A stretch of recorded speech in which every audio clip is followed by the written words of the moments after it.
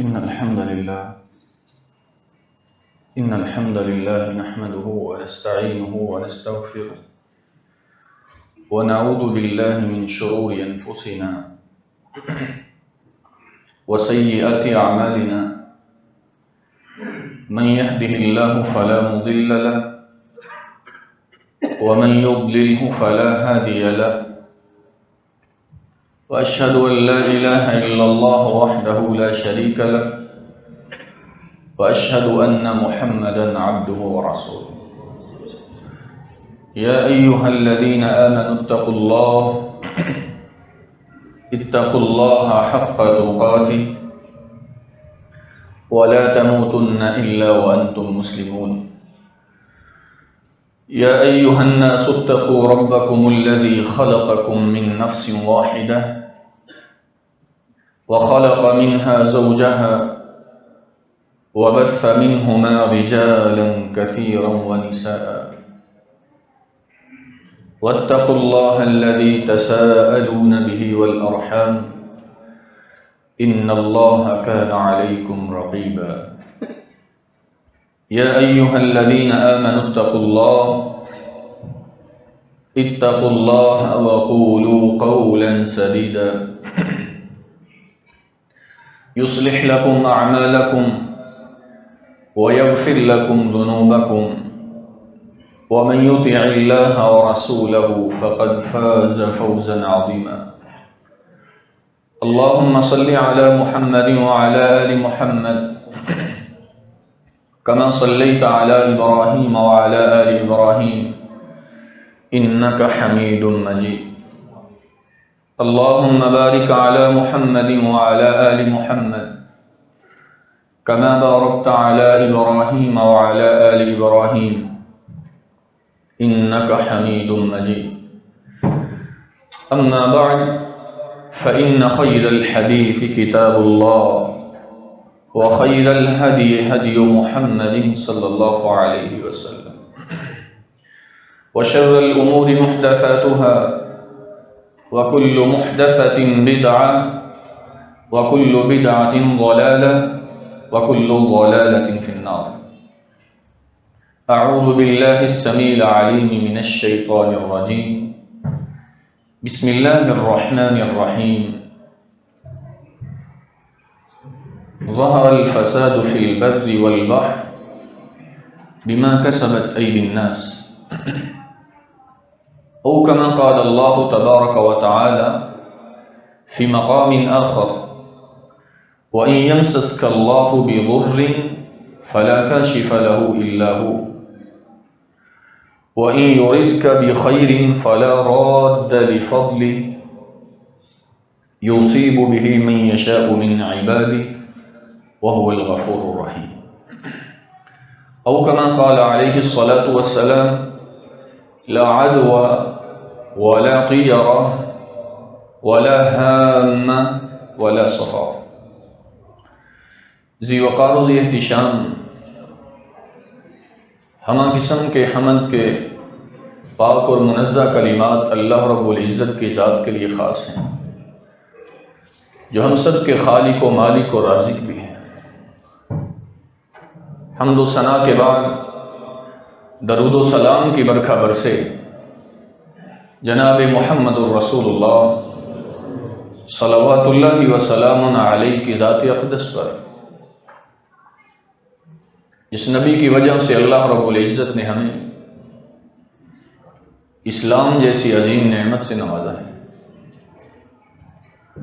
اسلام ایک مکمل ضابطۂ حیات ہے۔ اللہ رب العزت نے قرآن مجید کی صورت میں اور رسول اللہ صلی اللہ علیہ وسلم کے فرامین کی صورت میں ہمیں زندگی کا پورا دستور حیات عطا فرمایا ہے۔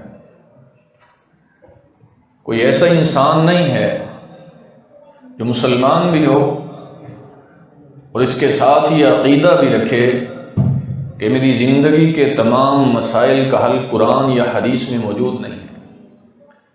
اگر کسی کا یہ دعویٰ ہے، اس کو اپنے اسلام اور ایمان کی فکر کرنی چاہیے۔ اللہ رب العزت نے قرآن مجید میں فرمایا: کہ ہم نے آپ کو ساری کائنات کا نبی بنا کے بھیجا ہے، اور ہم نے آپ کو خاتم النبیین بنا کے بھیجا ہے۔ اور رسول اللہ صلی اللہ علیہ وسلم نے فرمایا تھا انا خاتم النبیین لا نبی بعدی، میں آخری نبی ہوں، نبوت ختم ہو چکی ہے، رسالت ختم ہو چکی ہے، اور اب میرے بعد نہ کوئی نبی آئے گا اور نہ ہی کوئی رسول آئے گا۔ یہ تو دعویٰ اتنا عجیب اور برا دعویٰ ہے کہ کوئی انسان یہ دعویٰ کر دے کہ میرے مسائل کا حل شریعت میں موجود نہیں ہے۔ نعوذ باللہ من ذالک، اللہ کی ذات کے اوپر یہ ایسا الزام ہے، اور رسول اللہ صلی اللہ علیہ وسلم کی ذات کو ایسا تام کیا گیا اس جملے کے اندر کہ انسان کو اپنے ایمان کی فکر کرنی چاہیے۔ اور خصوصاً ان ایام کے اندر جو سفر کا مہینہ شروع ہو چکا ہے، بعض لوگ اس قسم کے رسوم و رواج کرتے ہیں، اس قسم کی بدعات کو اجاگر کرنے کی کوشش کرتے ہیں کہ جن کا دین اسلام کے ساتھ کوئی تعلق نہیں ہے۔ اور اللہ رب العزت نے فرمایا ان عدت الشہور عند اللہ 12 شہرا فی کتاب اللہ یوم خلق السماوات والارض، کہ جب سے اللہ رب العزت نے زمین و آسمان کے اس سلسلے کو بنایا، تب سے لے کے آج تک اللہ رب العزت نے مہینوں کی تعداد 12 مقرر کی ہے۔ منہا 4 حرم، ان مہینوں میں سے 4 مہینے اللہ نے حرمت والے بنائے ہیں۔ اور رسول اللہ صلی اللہ علیہ وسلم نے فرمایا 3 متوالیات، 3 مہینے مسلسل اور یکے بعد دیگرے آتے ہیں، ذوالقعدہ وذوالحجہ ومحرم۔ ذوالقعدہ، ذوالحجہ اور محرم، یہ 3 مہینے مسلسل آتے ہیں۔ ورجب، مضر، الذی بین جمادہ و شعبان، اور 4تھا مہینہ رجب کا مہینہ ہے جو جمادی الثانی اور شعبان کے درمیان میں آتا ہے۔ یہ 4 مہینے اللہ رب العزت نے حرمت والے بنائے، لیکن افسوس اس وقت ہوتا ہے جب کچھ مسلمان کافروں کے ڈگر پہ چل پڑے۔ سفر کے مہینے کو سفر کیوں کہا جاتا ہے؟ سفر کا معنی ہوتا ہے خالی ہونا۔ کیا معنی ہے جی؟ خالی ہونا۔ 3 مہینے مسلسل، ذوالقعدہ، ذوالحجہ اور محرم، ان 3 مہینوں کا احترام مکے کے مشرک بھی کیا کرتے تھے، اور ان 3 مہینوں کے اندر چوری، ڈاکہ، قتل و غارت، دھوکہ دہی سے وہ پرہیز کیا کرتے تھے، اور وہ سمجھتے تھے کہ یہ حرمت والے مہینے ہیں۔ جو ہی یہ 3 مہینے ختم ہو جاتے، وہ اپنی چوری چکاری کو، اپنی ڈاکہ زنی کو، ہر قسم کے دھوکے کا آغاز دوبارہ کر دیتے، اور مکے کے مشرکین لوگ اپنے گھروں سے نکل کر کے جب ان گندے افعال کی طرف نکل جاتے تو ان کے گھر پیچھے سے خالی ہو جاتے تھے۔ اس وجہ سے سفر کو سفر کہا جاتا ہے، کیونکہ سفر کا معنی بھی خالی ہونا ہے۔ وہ لوگ اپنے گھروں کو خالی کر دیتے اور چوری چکاری کی طرف نکل جایا کرتے تھے۔ رسول اللہ صلی اللہ علیہ وآلہ وسلم کے اوپر جو دین نازل ہوا، اس کے اندر 12 مہینوں کے اندر قتل و غارت حرام ہے، 12 مہینوں کے اندر چوری چکاری اور شراب حرام ہے۔ کیوں؟ اس کے اندر اللہ رب العزت نے امت کا فائدہ رکھا ہوا ہے۔ اور ان لوگوں سے پوچھا جاتا کہ اس مہینے کو آپ منحوس کیوں سمجھتے ہیں؟ وہ کہا کرتے تھے کہ مکے کے کافر جب نکلتے ہیں تو ہمارا مال لوٹ کے لے جاتے ہیں، یہ تو ہمارے لیے نحوست کا سبب بن جاتا ہے۔ اور بعض لوگ آج بھی زمانہ جاہلیت کی اس رسم کو اجاگر کرتے ہوئے یہ سمجھتے ہیں کہ سفر کا جو آخری بدھ ہوتا ہے، اس بدھ کے اندر رسول اللہ صلی اللہ علیہ وسلم کو اللہ رب العزت نے بیماری سے شفا عطا فرمائی، لہذا خوشی کرنے کے لیے مٹھائیاں تقسیم کرو، لوگوں کو کھانے کھلاؤ، جبکہ ایسی بات رسول اللہ صلی اللہ علیہ وسلم کی احادیث میں نہیں ملتی۔ حقیقت تو یہ ہے کہ سفر کے آخری ایام کے اندر رسول اللہ صلی اللہ علیہ وسلم کی بیماری شدت اختیار کر گئی، اور 12 ربیع الاول کے دن رسول اللہ صلی اللہ علیہ وسلم اس دنیا سے رخصت ہو گئے۔ یہ کیسے ہو سکتا ہے؟ ایک مومن کا ایمان کیسے گوارا کر سکتا ہے کہ جن ایام کے اندر ان کا نبی بیمار ہو جائے، جن ایام کے اندر ان کا نبی اس دنیا سے رخصت ہو جائے، اور مسلمان ان دنوں کے اندر مٹھائیاں تقسیم کرتے پھریں، مسلمان ان دنوں کے اندر لوگوں کی اس خوشی میں دعوتیں کرتے پھریں کہ اللہ کے رسول کو شفا ملی، جبکہ اللہ کے رسول تو بیمار ہوئے تھے۔ اور بعض نام نہاد مولویوں نے اپنے پیٹ کو پالنے کی خاطر لوگوں کو اس دھندے پہ لگا دیا کہ آپ صدقہ کرو، آپ ان ایام کی نحوست سے بچنے کے لیے مسجد میں آؤ اور 4 رکعت اشراق پڑھو، سلام اندر نہیں پھیرنا، آخر میں سلام پھیرنا ہے، اور 4 رکعات کے اندر سورۃ کوثر اتنی دفعہ پڑھنی ہے، سورۃ فاتحہ اتنی دفعہ پڑھنی ہے، سورۃ اخلاص اتنی دفعہ پڑھنی ہے، اور اس سے بھی آگے بڑھے اور کہنے لگے جن آیات کے شروع میں سلام آتا ہے، سلام علی نوح فی العالمین، سلام کے لفظ جن آیات کے شروع میں آتے ہیں، وہ آیات آپ نماز کے بعد کثرت کے ساتھ تلاوت کیا کریں تاکہ آپ کو اس مہینے کی نحوست سے اللہ رب العزت بچا لے۔ ذہن میں رکھیے، اللہ نے جب 12 مہینے مقرر کیے ہیں، ان 12 مہینوں میں سے کسی ایک دن کے ایک لمحے کو بھی اللہ رب العزت نے منحوس نہیں بنایا۔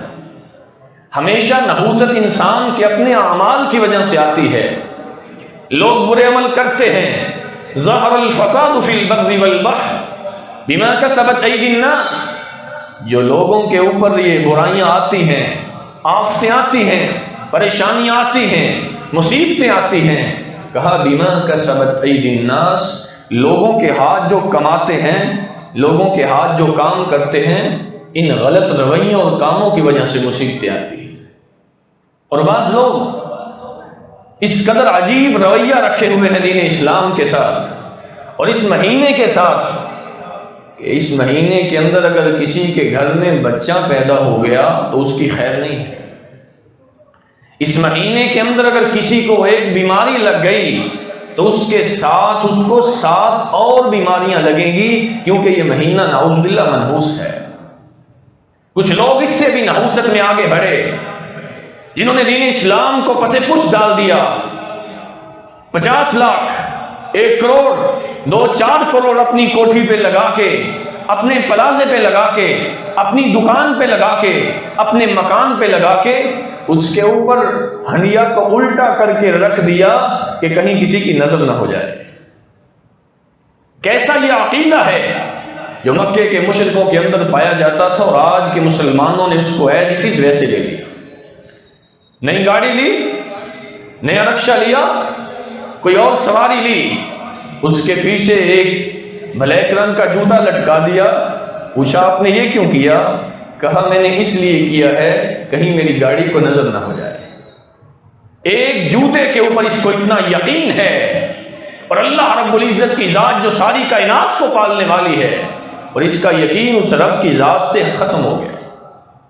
کس قدر عجیب ترین مسلمان ہے کہ جس کا عقیدہ بندھنے پہ آیا تو ایک جوتے پہ اٹک گیا، جس کا عقیدہ لگنے پہ آیا تو ایک الٹی ہنڈیا کے اوپر لٹک گیا، اس کا عقیدہ اگر بدلنے پہ آیا تو اپنی طرف سے اس نے دین کے اندر اتنی بدعات کو ایجاد کر لیا جس کی دین اسلام اجازت نہیں دیتا۔ رسول اللہ صلی اللہ علیہ وسلم نے ارشاد فرمایا تھا، صحیح بخاری کی حدیث، کہ اللہ رب العزت ارشاد فرماتے ہیں حدیث قدسی، یسبنی ابن آدم او یؤذینی ابن آدم، ابن آدم مجھے تکلیف دیتا ہے، اللہ کو تکلیف۔ وما قدر اللہ حق قدرہ، وما قدر اللہ حق قدرہ، ان لوگوں نے اللہ کی قدر ویسے نہیں کی جیسے اللہ کی قدر کرنے کا حق تھا۔ اللہ رب العزت نے کیسے انداز کے اندر یہ بات کہی ہوگی کہ میں خالق، تو مخلوق، تو عابد، میں معبود، میرے بندے تو نے میری ویسے قدر نہیں کی جیسے میری قدر کرنے کا حق تھا۔ اللہ کیا ہوا؟ کہا یسبنی ابن آدم، ابن آدم میں اللہ کو گالی دیتا ہے، ویؤذینی ابن آدم، ابن آدم مجھے تکلیف دیتا ہے۔ اللہ کیسے تکلیف، کیسے گالی دیتا ہے؟ کہا یسب الدہر وانا الدہر اقلب اللیل والنہار، یہ زمانے کو برا بھلا کہتا ہے۔ سفر کا مہینہ آیا، نحوستیں آ گئی، فلاں دن آئے، فلاں مسئلے بن گئے، یہ دن شروع ہوا، یہ رات شروع ہوئی، میرے اوپر مصیبتیں آ گئی۔ یسبنی ابن آدم، ابن آدم مجھے گالی دیتا ہے، یہ زمانے کو برا بھلا کہتا ہے۔ زمانہ میں اللہ خود ہوں، اقلب اللیل والنہار، دن اور رات کو میں اللہ پھیرتا ہوں۔ کسی دن کو اللہ رب العزت نے منحوس نہیں بنایا۔ ہمارے ہاں ایک رویہ عام ہے، اچانک کوئی آدمی بیٹھا ہو یا باہر سے بیچارہ آئے، بجلی چلی جائے تو کہتے ہیں یہ منحوس انسان ہے، اس کے آنے کی وجہ سے بجلی چلی گئی۔ دیکھا نا، آپ نے جھوٹ بولا ہے، آپ کے جھوٹ بولنے کی وجہ سے بجلی بند ہو گئی۔ اسی بندے کی طرف اس قسم کے الزامات کو منسوب کرتے ہیں، اور ہمیں ان باتوں سے بچنا چاہیے۔ رسول اللہ صلی اللہ علیہ وآلہ وسلم نے ارشاد فرمایا تھا، ایک وقت ایسا لوگوں کے اوپر آئے گا، اتنی شدت اور حدت کے دن آئیں گے۔ دجال کے آنے سے پہلے آپ نے فرمایا 3 سال لوگوں میں ایسی قحط سالی کے آئیں گے۔ ایک سال ایسا اللہ آسمان کو حکم دے گا، 1/3 بارش برسنی بند ہو جائے گی، زمین 1/3 اناج دینا بند کر لے گی۔ دوسرا سال آئے گا، 2/3 آسمان سے بارشیں آنا بند ہو جائیں گی، 2/3 زمین اناج دینا بند کر دے گی۔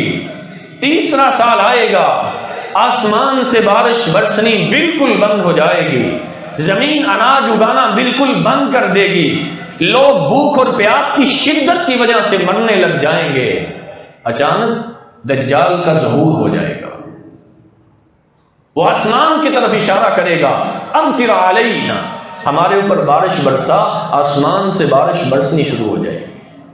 زمین کو حکم دے گا، اناج اگا، زمین اناج اگانے لگ جائے گی، لوگوں کے ایمان کا امتحان شروع ہو جائے گا۔ اور رسول اللہ صلی اللہ علیہ وسلم نے دوسری روایت میں کہا، اس دنیا کو فتح کرنے کے لیے مسلمان نکلیں گے، آگے 3 فصیلیں اور 3 دیواریں موٹی موٹی حائل ہو جائیں گی۔ مسلمانوں کا ایمان اس قدر قوی ہوگا، وہ کہیں گے اللہ اکبر، لا الہ الا اللہ، یہ جملہ بولیں گے ان کے جملے کی ہیبت کی وجہ سے، اللہ رب العزت کے پاک اور منزہ کلمے کی وجہ سے۔ پہلی دیوار پاش پاش ہو جائے گی، دوسری دیوار پھر اللہ اکبر لا الہ الا اللہ کا کلمہ، دوسری دیوار پاش پاش، تیسری دیوار وہی کلمہ، پھر دیوار وہ بھی گر جائے گی۔ جب قسطنطنیہ میں پہنچیں گے، وہاں کے لوگ اپنے ہتھیار ڈال دیں گے اور مسلمانوں کو دیکھیں گے کیا مسلمان ہمارے ساتھ کیا کرتے ہیں۔ مسلمان آگے بڑھیں گے، مال غنیمت کو اکٹھا کرنا شروع کر دیں گے، اور اچانک آسمان سے آواز آئے گی، یا ایھا الناس قد خرج الدجال، لوگوں دجال نکل آیا ہے۔ لوگ مسلمان پکے ایمان والے، عقیدے والے اپنے ہاتھوں کو خالی کر دیں گے، اٹھیں گے، دجال کو ڈھونڈنے نکل جائیں گے اور اس کو قتل کرنے کے در پہ ہوں گے۔ میرے مسلمان بھائیوں، اسی لیے رسول اللہ صلی اللہ علیہ وسلم ہر نماز میں پڑھا کرتے تھے، اللہم انی اعوذ بک من فتنۃ الدجال، اے اللہ میں مسیح دجال کے فتنے سے تیری پناہ میں آتا ہوں۔ اس وقت بندے کا ایمان خطرے میں پڑ جائے گا، آسمان بارش نہیں برسا رہا، زمین اناج نہیں اگا رہی، لوگوں کا ایمان داؤ پہ لگ گیا، لوگ بھوک اور پیاس کی وجہ سے بلک رہے ہیں۔ اور یاد رکھیے، یہ بھوک انسان کو کفر تک پہنچا دیتی ہے۔ دیکھ غزہ کے بچوں کی کیا حالت ہے، دیکھ فلسطین کے بچے کیسے بلک رہے ہیں، لیکن مسلمان حکمرانوں کی غیرت کے اوپر سوالیہ نشان پڑا ہوا ہے۔ یہ وہ جہاد تھا، اللہ کے رسول نے فرمایا تھا، سیاحت امتی الجہاد فی سبیل اللہ، اللہ نے میری امت کی سیر اور تفریح کا مزہ جہاد میں رکھ دیا ہے۔ مسلمان نکلتے تھے، بھوک اور پیاس کو برداشت کرتے تھے اور اللہ رب العزت کے کلمے کو بلند کرنے کے لیے نکلتے تھے، اللہ ڈھیروں مال غنیمت عطا فرماتا تھا اور مسلمان اس کو سیر ہو کر کے کھایا کرتے تھے۔ جہاد کو پس پش ڈال دیا، صلت اللہ علیہم ذلًا، اللہ نے اس امت کا مقدر ذلت بنا دیا، ہر طرف سے ذلت ہے، حکمرانوں کی طرف سے ذلت، اپنوں کی طرف سے ذلت، اغیار کی طرف سے ذلت، مسلمان پسے پش ڈل گیا۔ وجہ کیا ہے؟ ہم نے جہاد کو چھوڑ دیا۔ آواز آئے گی دجال آ گیا، لوگ دجال کے ساتھ جہاد کرنے کے لیے نکلیں گے، وہی دجال لوگوں کے عقیدوں کو خراب کر رہا ہوگا، آسمان کو حکم دے گا بارش برسے گی، زمین اناج اگائے گی، لوگ اس کو اپنا رب تسلیم کرنے لگ جائیں، ایمان خطرے میں پڑ گیا۔ یہ دعا کیا کریں اللہ رب العزت اس کے آنے سے پہلے پہلے ہمیں اس دنیا سے لے جائے۔ اس کا فتنہ اتنا عجیب ہے کہ ان بعض لوگ بڑے پکے ایمان والے بیچارے اپنے ایمان کو کھو دیں گے۔ اسی لیے اللہ کے رسول صلی اللہ علیہ وسلم ہر نماز میں دعا کر رہے ہیں۔ اور یاد رکھیے، لوگ اپنے ایمان کو خطرے میں جب ڈال چکے ہوں گے، اچانک عیسیٰ علیہ السلام کا ظہور ہوگا، مہدی رحمہ اللہ اس وقت جماعت کروائیں گے اور عیسیٰ علیہ السلام اتریں گے تو مہدی کہیں گے آپ مصلی پہ تشریف لے آئیے، عیسیٰ علیہ السلام کہیں گے یہ خاصہ اسی امت کا ہے، مہدی جماعت کروائیں گے، عیسیٰ علیہ السلام ان کے پیچھے نماز پڑھیں گے اور اس کے بعد دجال کا مقابلہ کرنے کے لیے نکلیں گے، باب لد کے اوپر دجال کو پکڑ کے قتل کر دیا جائے گا اور اس وقت امن و ایمان اور امن و آشتی کا گہوارہ ایک مسلمانوں کا معاشرہ بن جائے گا۔ یہ ساری ٹیکنالوجی ختم، وہی گدے گھوڑوں کا دور، وہی سلف صالحین کی امانت داری، وہی اللہ رب العزت کی طرف سے امن و امان ہو جائے گا۔ اللہ کے رسول نے فرمایا لوگ پتھریلی زمین کے اوپر دانہ رکھیں گے، اللہ وہاں سے اناج اگا دے گا، ایسا برکت کا دور شروع ہو جائے گا، ایسی اللہ رب العزت زمین کے اناج کے اندر برکت پیدا کر دے گا۔ آپ نے فرمایا ایک اناج کا دانہ جس کو لوگ دیکھیں گے اور پکڑیں گے، سارے کے سارے کنبے اور قبیلے کو کافی ہو جائے گا۔ اتنا امن و امان کا گہوارہ اس وقت مسلمانوں کا معاشرہ بن جائے گا۔ لیکن لوگ آج کل نحوست زمانے کے متھے مر دیتے ہیں، نحوست ان ایام کے متھے مر دیتے ہیں کہ نحوست ان دنوں کی وجہ سے ہے۔ اللہ کے رسول صلی اللہ علیہ وسلم نے فرمایا لوگوں یاد رکھنا، وَلَمْ يَمْنَعُوا زَكَاةَ أَمْوَالِهِمْ إِلَّا مُنِيَ الْقَطْرُ مِنَ السَّمَاءِ، جب لوگ اپنے مالوں کی زکوٰۃ دینا بند کر دیں گے آسمان سے بارشیں برسنا بھی بند ہو جائیں گی۔ یاد رکھو لولا البہائم لما یمطر، اگر یہ چوپائے نہ ہوں، یہ جانور نہ ہوں، اللہ رب العزت تمہیں ویسے ہی بھوکا مار دے۔ ان چوپایوں کے اوپر اللہ کو ترس آتا ہے، آسمان سے بارش برستی ہے، اناج اگتا ہے ان کے لیے اور یہ لوگ بھی اس سے فائدہ اٹھا لیتے ہیں۔ لیکن ہم لوگ اتنے حد سے بڑھ گئے کہ ہم نے ہر چیز کی نحوست، ہر چیز کی بے برکتی کو دنوں کے ساتھ خاص کر دیا کہ فلاں دن آتے ہیں تو اس طرح مسئلہ ہو جاتا ہے، جبکہ رسول اللہ صلی اللہ علیہ وسلم نے فرمایا تھا لا عدوى ولا طیرۃ ولا ہامۃ ولا سفر، نہ تو کوئی بیماری متعدی ہوتی ہے اور نہ ہی سفر کے مہینے میں کوئی نحوست ہے اور نہ ہی الو کے بولنے میں کوئی نحوست ہے اور نہ ہی اللہ کے رسول صلی اللہ علیہ وسلم نے فرمایا بدشگونی لینے کے اندر کوئی نحوست ہے۔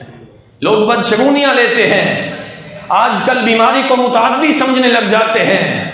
کس قدر افسوس کی بات ہے، احتیاط ضروری ہے، اسلام احتیاط کا حکم دیتا ہے، احتیاطی تدابیر کو اختیار کرنا چاہیے، لیکن صرف ان کے اوپر بھروسہ کر لینا اور توکل کو بالکل پسے پوچھ ڈال دینا یہ مومن کا شیوا نہیں ہے۔ رسول اللہ صلی اللہ علیہ وسلم جب یہ حدیث بیان کر رہے تھے، ایک صحابی اٹھے، عرابی، دیہاتی، پینڈو، کسی گاؤں سے آنے والے، اللہ کے رسول فما بال ابلی، میرے اونٹوں کا کیا مسئلہ ہے؟ کہا کیا ہوا؟ اللہ کے رسول میں اپنے ایک اونٹ کو دیکھتا ہوں وہ صحیح ہوتا ہے، ایک خارش زدہ اونٹ آ کے اس کے ساتھ ملتا ہے تو وہ بھی خارش زدہ ہو جاتا ہے۔ اللہ کے رسول بیماری تو متعدی ہو گئی، آپ نے فرمایا فمن اعد الاول، مجھے بتاؤ پہلے اونٹ کو بیماری کس نے لگائی تھی؟ جس رب نے پہلے کو لگائی اسی رب نے دوسرے کو لگا دی، لہٰذا اپنے توکل کو خطرے کے اندر نہ لے کے جائیں۔ رسول اللہ صلی اللہ علیہ وسلم نے دوسری حدیث میں بیان فرمایا فر من المجذوم کفرارک من الاسد، اپنے آپ کو کوڑی کے مریض سے ایسے بھگاؤ جس طرح تم شیر کو دیکھ کے بھاگ جاتے ہو۔ ایک طرف اللہ کے رسول نے فرمایا بیماری متعدی نہیں ہوتی، دوسری طرف آپ نے فرمایا کوڑی کے مریض سے بھاگ جاؤ۔ علماء نے ان احادیث کی شرح میں لکھا ہے، تطبیق دیتے ہوئے یہ بات کہی ہے، جس کا ایمان مضبوط، جس کا توکل اعلی درجے کا ہے، اس کے لیے لا عدویٰ، بیماری متعدی نہیں ہوتی۔ جس کو پتہ ہے میرا ایمان پتلا ہے، میرا ایمان کمزور ہے، میں چھوٹی چھوٹی بات پہ بہل جاتا ہوں، شریعت کہتی ہے اس کے لیے یہ حکم ہے کہ وہ بیماروں سے ایسے سائیڈ پہ ہو جائے جس طرح شیر کو دیکھ کے وہ بھاگ جاتا ہے، کہیں اس کا توکل خطرے میں نہ پڑ جائے۔ آپ صلی اللہ علیہ وسلم نے اسی لیے فرمایا تھا، جب صحابی نے کہا اللہ کے رسول ارسل ناقتی واتوکل علی اللہ، آپ کا کیا خیال ہے اگر میں اپنی اونٹنی کو چھوڑ دوں اور اللہ پہ توکل کر لوں، ٹھیک ہے؟ آپ نے فرمایا نہیں، اعقلها وتوکل علی اللہ، پہلے اس کا گھٹنا باندھو پھر اللہ رب العزت پہ توکل کرو۔ اسباب کو اختیار کرنا یہ توکل کے منافی نہیں ہے، اور یہ بات یاد رکھنی چاہیے جو رسول اللہ صلی اللہ علیہ وسلم نے سنن ترمذی میں ارشاد فرمائی لو انکم توکلون علی اللہ حق توکلہ، اگر تمہارا اللہ پہ توکل ویسے ہو جائے جیسے توکل کرنے کا حق ہے، جس طرح پرندوں کا اللہ پہ توکل ہے، تغدو خماصا وتروح بطانا، جب صبح کو اپنے گھونسلوں سے اڑتے ہیں ان کے پوٹے اور پیٹ خالی ہوتے ہیں، جب شام کو واپس پلٹتے ہیں اللہ ان کو بھی رزق وافر دیتا ہے اور ان کے پیٹ بھرے ہوئے ہوتے ہیں۔ ایسا توکل ہونا چاہیے۔ توکل کے اندر اگر مضبوطی نہیں ہے تو انسان کو پھر بیماری کے ساتھ وہی رویہ اختیار کرنا چاہیے، حد الوسع بیمار سے بچنا چاہیے تاکہ اس کا ایمان خطرے میں نہ پڑ جائے۔ بعض لوگ بیماری لگ جاتی ہے اور توکل اتنا پتلا، توکل اتنا کمزور ہوتا ہے ایسے لوگوں کا، دوائی لیتے ہیں کہتے ہیں اللہ نے شفا دی ہے کہ نہیں دی، مجھے اس دوائی کے اندر سے شفا مل گئی ہے، میں فلان ڈاکٹر کے پاس گیا اس کے ہاتھ میں بڑی شفا ہے، اللہ کا نام اندر سے نکال دیا۔ میرے بھائی یہ توکل نہیں ہے، یہ آپ کا عقیدہ ہونا چاہیے، آپ کا منہج ہونا چاہیے، آپ کے دل کے اوپر یہ بات آنی چاہیے اس دوائی کے اندر اگر شفا کی تاثیر پیدا کرنے والی ذات ہے تو کون سی؟ اللہ کی ہے۔ اس ڈاکٹر کے ہاتھ پہ اللہ نے اگر شفا رکھی ہے تو شفا رکھنے والی ذات کون سی ہے؟ اگر دوائی کے اندر شفا سمجھ لی، اس ڈاکٹر کے ہاتھ میں شفا سمجھ لی، اللہ کے نام کو اندر سے نکال دیا، اللہ کی ذات کو اندر سے نکال دیا، تو یہ شرک بن جاتا ہے، اور شرک اللہ رب العزت نے کبھی معاف نہیں کرنا۔ ہمارا ایمان اس قدر پتلا ہو جاتا ہے، ہم لوگ ان عارضی چیزوں کے اوپر اپنا ایمان باندھ لیتے ہیں۔ اور رسول اللہ صلی اللہ علیہ وسلم نے دوسری بات بیان فرمائی ولا طیرہ، بدشگونی لینا، کہ اگر میرے رستے کے اندر سے بلی گزر گئی تو یہ سفر صحیح نہیں ہوگا، کوٹھی بنا دی ہے اس کے اوپر میں نے ہنڈیا الٹی نہ رکھی، میرے گھر کو نظر لگ جائے گی، سواری خرید لی اس کے پیچھے میں نے جوتا نہ باندھا، میری سواری کو نظر لگ جائے گی۔ یہ وہ بدشگونیاں ہیں جس کی اسلام اجازت نہیں دیتا۔ آپ نے فرمایا ولا طیرہ، بدشگونی اسلام کے اندر ہے ہی نہیں، کوئی چیز نہیں ہے۔ بعض لوگوں کا عقیدہ اتنا کمزور، ہاتھ میں کڑا پہننا ہوتا ہے، ہاتھ میں دھاگا باندھا ہوتا ہے، گلے میں تعویذ پہننا ہوتا ہے، اپنے جانوروں کے گلے میں تعویذ پہنا کر کے ان کو یا رکھ ان کے گلے کے اندر ڈال کر کے عقیدہ یہی رکھتے ہیں کہ اس دھاگے میں شفا ہے، اس کڑے میں شفا ہے، میرے گلے کے تعویذ میں شفا ہے، میں نے اپنے جانور کے گلے میں جو تعویذ اور رکھ باندھ دی ہے اس کے اندر شفا ہے۔ لا طیرہ، اللہ کے رسول نے لائے نفی جنس بول کر کے ہر قسم کی بدشگونی کی نفی کر دی کہ اسلام کے اندر بدشگونی اور نحوست ہے ہی نہیں۔ رسول اللہ صلی اللہ علیہ وسلم تشریف فرما ہے، ایک بندہ آیا، اس کے ہاتھ میں کڑا تھا۔ آپ نے پوچھا یہ کڑا کیوں پہنا ہوا ہے؟ اللہ کے رسول من الوہنی، مجھے کمزوری ہے، مجھے بیماری لگی ہوئی ہے، اس کی شفا کی وجہ سے میں نے یہ پہنا ہے۔ آپ نے فرمایا فما یزیدک الا وہنا، اس کڑے کے ساتھ تیری بیماری زیادہ تو ہو سکتی ہے، کم نہیں ہو سکتی۔ یہ کیسی بدشگونی تو نے لی ہوئی ہے؟ اور آپ صلی اللہ علیہ وسلم نے جو سخت ترین جملے بولے، آپ نے فرمایا وَإِن مُتَّ عَلَىٰ غَيْرِ فِطْرَةِ الْإِسْلَامِ، اور میرے پیارے صحابی اگر تو اس حالت میں فوت ہو گیا تو اسلام پہ نہیں فوت ہوگا بلکہ کفر پہ فوت ہوگا۔ ہمارے عقیدے کدھر گئے؟ ہم نے ہر چیز کی نحوست اور ہر چیز کی برکت ان چیزوں کے اندر سمجھ لی، جبکہ اسلام برکت اور نحوست کا جو عقیدہ ہے اس کو اسلام کے ساتھ معلق کرتا ہے۔ اگر برکت ہے تو اسلام کی وجہ سے، اگر نحوست کسی چیز کے اندر موجود ہوتی تو رسول اللہ صلی اللہ علیہ وآلہ وسلم نے فرمایا کہ 3 چیزوں کے اندر نحوست موجود ہوتی۔ 3 چیزیں کون سی؟ آپ نے ارشاد فرمایا المرأہ، اگر نحوست ہوتی تو عورت کے اندر ہوتی، عورت اڑی کر جائے گھر اجڑ جاتا ہے۔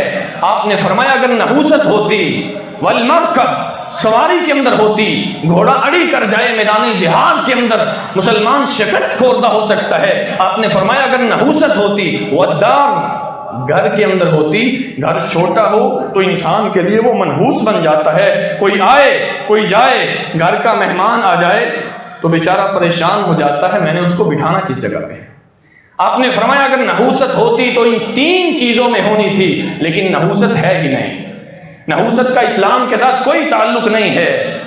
اور بعض لوگ ان چیزوں کے اوپر اعتماد کرتے ہیں کہ میں نے اپنی دکان کے اندر یہ جو حروف مقطعات لٹکائے ہیں، الف لام میم، کاف ہا یا عین صاد قاف نون، یہ سارے کے سارے جو میں نے حروف مقطعات لٹکائے ہیں، ان کی وجہ سے میری دکان میں برکت پیدا ہوتی ہے۔ یہ برکت آپ کو کس نے کہا پیدا ہوتی ہے؟ اسلام نے تو ایسا کوئی عقیدہ نہیں سکھایا۔ اپنے پیر صاحب کی، کسی بزرگ کی تصویر لٹکا کے کہتا ہے میرا عقیدہ یہ ہے کہ جب تک اس کی تصویر میری دکان مکان کے اندر لٹکی ہوئی ہے، میرے گھر میں برکتیں، میری دکان میں برکتیں آ رہی ہیں۔ رسول اللہ صلی اللہ علیہ وسلم نے فرمایا تھا من ردتہ الطیرۃ فقد اشرک، جو کچھ چیزوں کو اس لیے چھوڑ دیتا ہے کیونکہ وہ بدشگونی لے رہا ہوتا ہے تو اللہ کے رسول نے فرمایا یہ شرک کر رہا ہے۔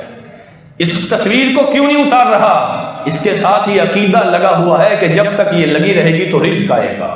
حروف مقطعات اس لیے لٹکائے ہیں جب تک میری دکان اور مکان میں رہیں گے تو برکت آئے گی۔ اللہ کے رسول نے فرمایا جو اس قسم کا عقیدہ رکھے گا فقد اشرک، وہ بندہ مشرک بن جاتا ہے۔ اور آپ نے فرمایا الطیرۃ شرکن، جو بدشگونیاں لیتا ہے وہ بندہ مشرک بن جاتا ہے، اور بدشگونی لینا شرک کے اوپر مبنی ہے۔ کسی چیز کے اوپر اپنا عقیدہ ایسا نہ بنائیں کہ اس کی وجہ سے مجھے رزق ملتا ہے، اگر وہ نہ ہو تو میرے رزق میں کمی ہو جائے گی۔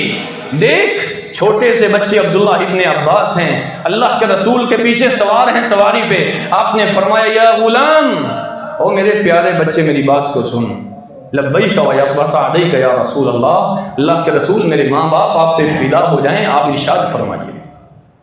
آپ نے فرمایا لو اجتمعت الامہ علی ان ینفعوک لم ینفعوک بشیء الا ما قد کتبہ اللہ لک، اگر ساری کائنات جمع ہو جائے تجھے نفع دینا چاہے صرف اتنا نفع پہنچا سکتے ہیں جو اللہ نے تیری قسمت میں لکھ دیا ہے، اور تو چاہے ساری کائنات کے بزرگوں کی تصویریں اپنی دکان پہ لٹکا لے، اگر تیری دکان کے اندر گاہک نہیں آنا تو قیامت تک بھی نہیں آئے گا، اگر اللہ رب العزت نے لکھا ہے جتنا رزق وہ تجھے مل کے ہی رہے گا۔ اور آپ صلی اللہ علیہ وسلم نے دوسری عقیدے کی بات بیان فرمائی، آپ نے فرمایا لو اجتمعت الامہ علی ان یضروک لم یضروک بشیء الا ما قد کتبہ اللہ لک، اگر تو ساری چیزیں دکان سے اتار کے مکان سے اتار کے باہر رکھ دے اور ساری کائنات جمع ہو جائے تجھے نقصان دینے کے لیے، کہا صرف اتنا ہی نقصان پہنچا سکتے ہیں جو اللہ نے تیری قسمت میں لکھ دیا ہے۔ جب یہ چیز طے ہے کہ اللہ کی ذات کے علاوہ نفع اور نقصان دینے کا کوئی لائق نہیں ہے تو ہمیں اس قسم کے سارے دھندے چھوڑ دینے چاہیے۔ رسول اللہ صلی اللہ علیہ وسلم کی شریعت سے جو ثابت ہے کہ نحوست گھروں سے کیسے ختم ہو سکتی ہے، اگر تم ان کو نحس اور منحوس سمجھ رہے ہو، گھر کے اندر خود تلاوت کیا کرو۔ اسید بن حضیر رضی اللہ تعالیٰ عنہ کس قدر پیارے صحابی ہیں، کہنے لگے اللہ کے رسول میں رات کو تلاوت کر رہا تھا، اچانک میرا گھوڑا بدکنے لگ گیا، پاس میرا بچہ لیٹا ہوا تھا، میں نے قرآن کی تلاوت بند کر دی کہیں یہ بدکتے بدکتے میرے بچے کے اوپر نہ چڑھ جائے۔ جب میں نے قرآن کی تلاوت بند کی، گھوڑا بھی آرام سے کھڑا ہو گیا، جب میں نے تلاوت شروع کی وہ پھر بدکنے لگ گیا۔ اللہ کے رسول ماجرا کیا ہے؟ آپ نے فرمایا حسین تو تلاوت کر رہا تھا قرآن کی، آسمان کی نورانی مخلوق فرشتے اتر رہے تھے، گھوڑا ان کو دیکھ کے بدک رہا تھا، اگر تو فجر تک تلاوت کرتا رہتا آج محمد کے سارے صحابہ فرشتوں کو دیکھ لیتے رضی اللہ تعالی عنہ۔ کیسی بات ہے، قرآن پڑھنے سے گھروں کے اندر برکتیں اترتی ہیں، اللہ کی رحمت کے فرشتے اترتے ہیں۔ ان الذین قالوا ربنا اللہ ثم استقاموا تتنزل علیہم الملائکہ، انہوں نے یہ نہیں کہا تھا اللہ کے رسول آپ ذرا تشریف فرما ہو جائیں، میں ذرا پینسل سے آپ کی تصویر بنا کر کے اپنے گھر میں لٹکانا چاہتا ہوں تاکہ میرے گھر کے اندر برکت آئے۔ اور میرے پیارے بھائی اس وقت بھی خطاط موجود تھے، تصویریں بنانے والے مصورین موجود تھے، وہ اتنی عظیم تصویر بنا سکتے تھے کہ رہتی دنیا تک اللہ کے رسول کا چہرہ باقی رہتا، لیکن اللہ رب العزت کے پیارے نبی نے یہ عقیدہ اپنے صحابہ کو سکھایا ہی نہیں ہے، اور ہم سمجھتے پھریں اللہ کے رسول کے اوپر قرآن نازل ہوا ہے۔ کتنے صحابہ آئے ہیں، ابو ہریرہ رضی اللہ تعالیٰ بھوک کی وجہ سے پیٹ کے بل گرے ہوتے، نبی کے گھر کا چولہا 2 مہینے بند رہا ہے، آپ نے تو نہیں کہا حروف مقطعات مجھے لکھ کے دو، میں نے اپنے گھر کے اندر لٹکانے ہیں، میرے گھر کے اندر بھوک پھر رہی ہے۔ کہاں گیا یہ عقیدہ؟ اللہ کے رسول نے ہمیں سکھایا نہیں ہے، ہم کہاں سے یہ عقیدہ اپنے گھروں کے اندر داخل کر رہے ہیں؟ قرآن پڑھیے، اپنے گھروں میں برکتیں پیدا ہوں گی، آپ کی نزدیک جو نحوست ہے وہ ختم ہو جائے گی۔ اللہ کے رسول صلی اللہ علیہ وسلم نے اسی لیے فرمایا تھا لا تجعلوا بیوتکم مقابر، اپنے گھروں کو قبرستان نہ بناؤ، اپنے گھروں کے اندر نفلی نماز بھی پڑھا کرو۔ اور ہماری حالت کیا ہے؟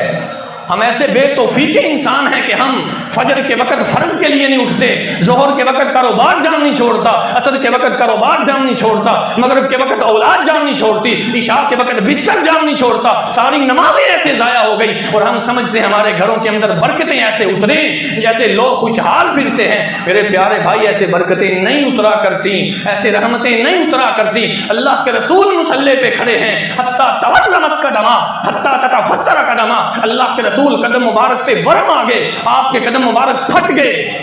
بیوی بولی اللہ کے رسول لم تصنع ھذا یا رسول اللہ، اللہ کے رسول اتنی عبادت، وقد غفر اللہ ما تقدم من ذنبک وما تاخر، اللہ نے آپ کے اگلے پچھلے سب معاف کر دیے، آپ کے اوپر کوئی گناہ نہیں ہے۔ اتنی عبادت اور عبادت میں اتنی شدت، اور اللہ کے رسول ایسا کیوں ہے؟ آپ نے فرمایا افلا اکون عبدا شکورا، میری یہ خواہش ہے کہ میں اللہ کا شکر گزار بندہ بن جاؤں۔ نبی شکر گزار بننے کے لیے رات رات مصلی پہ کھڑے رہیں، اللہ رب العزت کو ترس آئے، قرآن اتر پڑے یا ایھا المزمل قم اللیل الا قلیلا نصفہ او انقص منہ قلیلا، میرے نبی اتنا مصلی پہ نہ کھڑا ہوا کریں، رات آدھی قیام کر لیا کریں، یا آدھی رات سے کم حصہ قیام کر لیا کریں۔ اوپر اللہ کو ترس آ رہا ہے، نیچے امت کو ترس آ رہا ہے، وہ نبی پھر بھی سجدے میں، وہ نبی پھر بھی قیام میں، کس لیے؟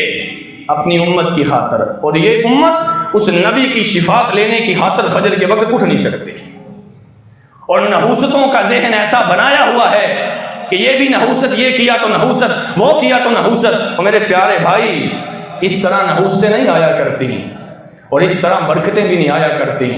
برکت قرآن و حدیث سے دیکھو کس طرح ہمارے مقدر بن سکتی ہے، اس طرح برکت حاصل کرنے کی کوشش کرو۔ قاضی فضیل بن عیاض رحمہ اللہ وقت کا بہت بڑا ڈاکو ہے، جس کو دیکھ کے دھرتی کانپ اٹھتی تھی، لوگوں کے پتے پانی ہو جاتے تھے کہ قاضی فضیل ابن عیاض جس طرف چلا جاتا ہے ڈاکہ ایسے مارتا ہے کہ کوئی چیز باقی نہیں چھوڑتا۔ لیکن قاضی فضیل ابن عیاض ایک دن سیڑھی لگا کے کسی کے گھر میں داخل ہونے لگے، جب اللہ ہدایت دے تو اللہ لوگوں کے گھروں کے اندر پڑے جانے والے قرآن کی وجہ سے بھی ڈاکوؤں کو ہدایت دے دیتا ہے۔ پوڑی لگا کے سیڑھی لگا کے کسی کے گھر میں داخل ہونے لگے، آگے سے آواز آئی الم یأن للذین آمنوا ان تخشع قلوبہم بذکر اللہ، وہ لوگ جو اللہ پہ ایمان رکھتے ہیں کیا ان کے لیے ابھی وقت نہیں آیا کہ وہ اللہ رب العزت سے ڈرنے والے بن جائیں؟ نیچے اتر آئے، کہا میرے رب میں ڈر گیا، یہ آیت سن کے میرا سینہ کانپنے لگا، آج کے بعد میں توبہ کرتا ہوں۔ فضیل ابن عیاض کے مکارم اخلاق میں آپ کتنی ہی باتیں پڑھ سکتے ہیں، سیرت اور سوانح کا ایک حصہ بن چکی ہیں، لیکن اس کے باوجود وقت کا ڈاکو تھا، لوگ کانپتے تھے اور اس کے بعد توبہ کی ہے، ایسا اللہ کا ولی بنا ہے کہ لوگ اس کے پاس آتے تو دعائیں کروانے آیا کرتے تھے۔ وہ لوگ گھروں میں قرآن پڑھتے ہیں جن کے قرآن کو سن کے ڈاکو بھی اپنے ڈاکے کو چھوڑ دیتے ہیں۔ ہمیں بھی اپنے گھروں کے اندر سے نحوست ختم کرنے کے لیے قرآن پڑھنا ہوگا۔ ہم یہ سمجھیں کہ نہیں ہم قرآن تو نہیں پڑھ سکتے، ہم فلاں کام تو کر سکتے ہیں، پیروں اور فقیروں کی تصویریں لٹکا سکتے ہیں، اپنے پیروں کے بالوں کو خرید کر کے اپنے گھروں میں رکھ سکتے ہیں، ان کے کپڑے اور جوتوں کو برکت کے لیے اپنے گھروں میں رکھ سکتے ہیں۔ نہ میرے بھائی، برکت اللہ رب العزت نے اگر کسی وجود میں رکھی ہے تو وہ محمد الرسول اللہ صلی اللہ علیہ وسلم کا وجود تھا۔ کسی بندے کے وجود میں اللہ نے برکت نہیں رکھی۔ اعمال سے برکتیں آتی ہیں، اعمال کرنے سے حالات بدل جاتے ہیں۔ رسول اللہ صلی اللہ علیہ وسلم آپ نے حج کے موقع پہ اپنے بالوں کو کٹوایا، ایک صحابی کو اپنے بال دیے، وہ لے کے جا رہے تھے، ایک بال سیدہ ام سلمہ رضی اللہ تعالیٰ عنہ کو غالباً ملا، اس بال کو پکڑ کے ایک ڈبیا میں ڈال لیا، اس کے اندر پانی ڈال لیا۔ وہ کہا کرتی تھی جس کو بھی کوئی بیماری لگتی میں اللہ کے رسول کے بالوں والا پانی دیتی، اللہ شفا عطا فرما دیتا۔ یہ میرے نبی کی بات ہے، کسی اور پیر فقیر کی بات نہیں۔ نبی کے صحابہ ابو بکر عمر عثمان و علی رضوان اللہ علیہ مجمعین جیسی ہستیاں بعد میں اس دنیا سے رخصت ہوئیں، کسی صحابی نے ان کے کسی چیز کو محفوظ نہیں کیا۔ کوئی کہتا ہے ترک کے عجائب گھر میں، کوئی کہتا ہے پاکستان کے عجائب گھر میں، کوئی کہتا ہے مصر کے عجائب گھر میں اللہ کے رسول کی فلاں چیز پڑی ہے، فلاں چیز پڑی ہے۔ میرے رب نے آپ صلی اللہ علیہ وسلم کی ساری باقیات کو ختم کر دیا کہ کہیں اس امت کے اندر شرک نہ آ جائے۔ آج کل کچھ لوگ اپنے رزق کا ڈھنڈورا پیٹنے کے لیے، اپنے آپ کو نبی کا محب اور عاشق کہنے کے لیے اللہ کے رسول کی طرف غلط چیزیں منسوب کرتے ہیں۔ یہ نعلین مبارک ہیں، یہ اللہ کے رسول کے بال ہیں، یہ آپ کے کپڑے ہیں۔ لوگ وہاں پہ ٹکٹیں لے لے کر کے اپنے مال کو ضائع کرتے ہیں اور دیکھنے کی کوشش کرتے ہیں۔ میرے بھائی یاد رکھو، اللہ کے رسول کی کوئی بھی باقیات میرے رب نے دنیا کے اندر رکھی نہیں ہے۔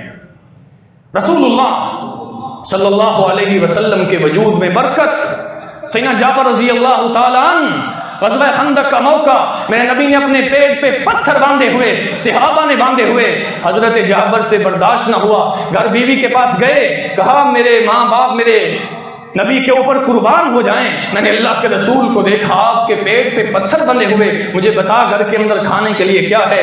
کہا ایک چھوٹی سی بکری کا بچہ موجود ہے، تھوڑا سا ستووں کا آٹا پڑا ہوا ہے۔ کہا ہاں اسی کے ساتھ ہم اللہ کے رسول کی دعوت کرتے ہیں۔ جلدی سے اس پٹھورے کو پکڑا، ذبح کیا، ہنڈیا کے اندر ڈالا، اوپر رکھا، سالن بننے لگا، جابر کی بیوی ہنڈیا بنانے لگی اور ساتھ ہی آٹا ڈھونڈنے لگی۔ اللہ کے رسول کے پاس گئے، سیدی و حبیبی یا رسول اللہ، اللہ کے رسول ہم آپ کی دعوت کرنا چاہتے ہیں، آپ کے پیٹ پہ پتھر بنے جابر کو برداشت نہیں ہوئے، اللہ کے رسول دو چار صحابہ کو ساتھ لے آئیے، ہم آپ کی دعوت کرنا چاہتے ہیں۔ میرے نبی نے جابر کی بات کو سنا، صحابہ کی طرف رخ کیا، 1300-1400 صحابہ، میرے نبی نے آواز لگا دی آؤ آج جابر کے گھر میں میرے نبی کے سارے صحابہ کی دعوت ہے۔ ایک چھوٹا سا پٹھورا ہے، تھوڑا سا ستووں کا آٹا ہے۔ جابر نے دیکھا نبی کی منادی کو، بھاگے اپنی بیوی کی طرف، آج ہمارے ساتھ کیا ہونے والا ہے؟ نبی نے سارے صحابہ کو کہہ دیا جو موجود تھے، ہمارے پاس تو 2-4 بندوں کا کھانا۔ کہا آپ نے تو نہیں کہا سب کو؟ کہا میں نے تو نہیں کہا۔ کہا پھر اللہ جانے اور اس کا رسول جانے، پھر اللہ رب العزت اور اس کا رسول بہتر جانتے ہیں کیا ہوگا۔ جابر اپنی بیوی کو کہنا ہنڈیا چولہے سے نیچے نہ اتارے، اس کو کہنا میرے آنے سے پہلے روٹیاں بنانی شروع نہ کرے۔ اللہ کے رسول گئے، اپنا لعاب دہن آٹے میں ڈالا، اپنا لعاب دہن ہنڈیا میں ڈالا، 1400 میرے نبی کے صحابہ کھانا کھا کے چلے گئے، کھانا ابھی بھی وافر پڑا ہوا تھا۔ نبی کے وجود میں برکت ہے، کسی پیر فقیر کے وجود میں برکت نہیں۔ اللہ کے رسول باہر جا رہے تھے، آپ صلی اللہ علیہ وسلم نے قضائے حاجت کرنا تھا، ایک درخت دور کھڑا، کہا انقادی الی باذن اللہ، اللہ کے حکم سے میرے پاس چل کے آجا۔ درخت زمین کا سینہ پھاڑتے ہوئے نبی کے دوارے پہ آ گیا۔ یہ اللہ کے رسول کے حکم میں برکت ہے، آپ کے وجود میں برکت ہے۔ ایسے کنویں جن کا پانی کڑوا تھا، اللہ کے رسول نے اپنا لعاب ڈالا، اللہ نے پانی کو میٹھا کر دیا۔ ایسے کنویں جن کا پانی کئی سالوں سے خشک ہو چکا تھا، اللہ کے رسول کو پتا چلا، آپ نے اپنا لعاب دہن وہاں پہ ڈالا، اللہ نے چشمے جاری فرما دیے۔ یہ میرے نبی کے وجود میں برکت ہے۔ آخری بات کر کے اپنی بات کو ختم کرتا ہوں میرے پیارے بھائیوں، یہ مصیبتیں، یہ پریشانی آتی رہتی ہیں۔ لوگ کہتے ہیں بد کو تو آتی ہے پریشانی، نیک کو کیوں آتی ہے؟ آپ نے ارشاد فرمایا جنت کے اندر نیک آدمی کا ایک اللہ نے محل تیار کیا ہوتا ہے، وہ اپنے اعمال کر کر کے ادھر تک نہیں پہنچ سکتا، اللہ اس پہ مصیبتیں ڈالتے ہیں، وہ صبر کرتا ہے، اجر کی امید رکھتا ہے، اس دنیا سے رخصت ہوتا ہے، اس کے وجود کے اوپر ایک گناہ بھی نہیں ہوتا، جو ہی آنکھیں بند ہوتی ہیں اللہ اس کو وہ اس کا جنتی محل عطا فرما دیتے ہیں۔ اس وجہ سے مصیبتیں آتی ہیں، کسی اور نحوست کی وجہ سے نہیں۔ اپنی بدعمالیوں کی نحوست دیکھا کرو۔ اللہ کے رسول کو طائف میں پتھر پڑے، آپ سمجھتے ہیں میں نیک کام کروں گا میری زندگی خوشحال ہو جائے گی۔ میرے پیارے بھائی یوسف علیہ السلام کا واقعہ پڑھیے، کہاں کنویں میں گرے، کہاں مصر کے بازاروں میں خرید و فروخت ہوئی، اللہ نے پکڑ کے مصر کا بادشاہ بنا دیا۔ کہاں ایوب علیہ السلام 18 سال بیماری کو برداشت کیا، اللہ رب العزت نے سونے اور چاندی کی بارشوں کو برسا دیا۔ کہاں اللہ کے رسول صلی اللہ علیہ وسلم طائف میں پتھر کھائے ہیں، آپ نے پیٹ پہ پتھر باندھے ہیں، اجڑ اور گماشتے لوگوں نے آپ کے پیچھے پتھر مارے ہیں آپ صلی اللہ علیہ وسلم کو۔ اللہ کے رسول سے صحابہ نے پوچھا من اشد الناس بلاء، میرے نبی ہمیں بتائیے سب سے زیادہ تکلیفیں کن کو آتی ہیں؟ آپ نے فرمایا میرے صحابہ الانبیاء ثم الامثل فالامثل، سب سے زیادہ تکلیفیں انبیاء کو آتی ہیں۔ یہ نعوذ باللہ انبیاء کے اعمال کی نحوست نہیں ہے، اللہ رب العزت کی طرف جو جتنا آتا ہے اللہ رب العزت اتنا اس کو آزمانا شروع کر دیتے ہیں۔ یہ آزمائش کی بھٹی کے اندر بندہ جاتا ہے تو اللہ رب العزت دنیا سے رخصت کرتے ہیں، اس کی زندگی پہ کوئی گناہ نہیں ہوتا۔ وہ نبی آسمان کے رب کی طرف اشارہ کرتا، احد پہاڑ سونے کا بن سکتا تھا، اس کے باوجود اللہ کے رسول صلی اللہ علیہ وسلم نے فقر و فاقہ کی زندگی گزاری ہے۔ اور ہم وہ لوگ ہیں جن کو اللہ کے رسول نے یہ دعا سکھلائی ہے، اللہم لا مانع لما اعطیت ولا معطی لما منعت ولا ينفع ذا الجد منک الجد۔